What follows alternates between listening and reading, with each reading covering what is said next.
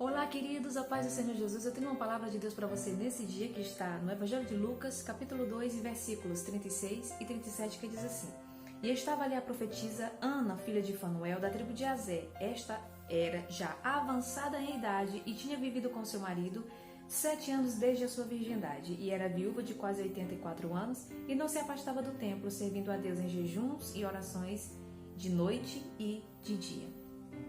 Eu tirei uma lição para mim muito extraordinária nesse texto e eu quero compartilhar com vocês. Lá atrás um pouquinho, o texto vai falar sobre Simeão, um senhor, um homem a quem o Espírito do Senhor revelou a ele que ele não morreria sem antes conhecer o Cristo de Deus, né? O Filho de Deus, o Messias, o Salvador. E certo dia, induzido pelo Espírito Santo, ele vai, né, ao templo, e quando ele chega lá, Maria e José vão se apresentar com Jesus, né? E aí Simeão vai ter aquele encontro maravilhoso com Jesus, vai conhecer o Filho de Deus e ele vai fazer uma espécie de oração, né? Vai dizer para Deus: olha, o Senhor já cumpriu o seu propósito, então agora o Senhor pode despedir o seu servo em paz. Ou seja, em outras palavras, Simeão estava dizendo: eu já posso morrer, porque os meus olhos já viram a tua salvação, os meus olhos já viram o Filho de Deus, o Senhor já cumpriu a sua palavra. E aqui a gente tira uma lição muito, muito linda de que Deus cumpre aquilo que ele fala, né? Que Deus realmente cumpre as suas promessas. Deus havia prometido para Simeão que ele não morreria sem antes ver Jesus, e de fato, né, ele realmente não morreu sem antes ver Jesus. Mas outro fato me chama muita atenção. Foi o fato de Ana estar presente exatamente no dia em que Jesus foi levado ao templo para ser apresentado. E isso é muito lindo, porque Ana teve o privilégio de conhecer Jesus, porque Ana tinha o hábito de estar constantemente na casa do Senhor. Ana tinha o hábito de frequentar a casa do Senhor. Só que o ponto-chave que me chamou a atenção não foi exatamente isso. Isso é algo lindo, isso é algo espetacular. Só que o que me chama a atenção é o seguinte: é que quem tinha a promessa de não morrer sem antes conhecer Jesus era Simeão. Porém, Ana também desfrutou disso.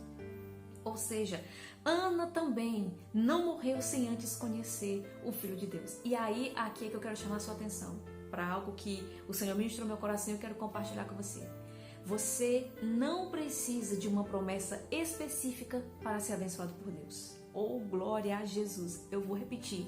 Eu e você, nós não precisamos de uma promessa específica para ser abençoado por Deus. Simeão tinha uma promessa específica, né? A promessa foi feita específica para ele: você não vai morrer sem antes conhecer o Cristo de Deus.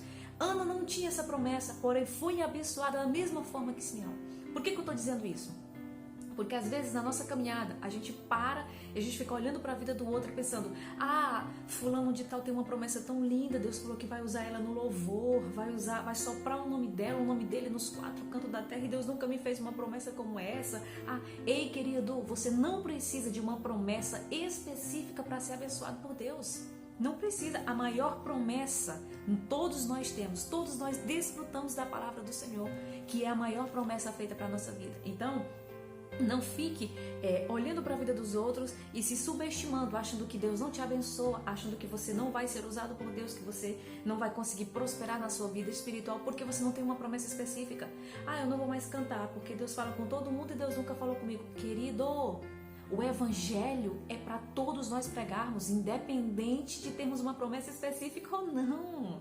Deus vai abençoar da mesma forma. O mesmo Deus que fez uma promessa extraordinária, uma promessa tremenda para Abraão, foi o mesmo Deus que abençoou Ana. O mesmo Deus que abençoou Abraão na sua promessa foi o mesmo que abençoou Ana sem promessa.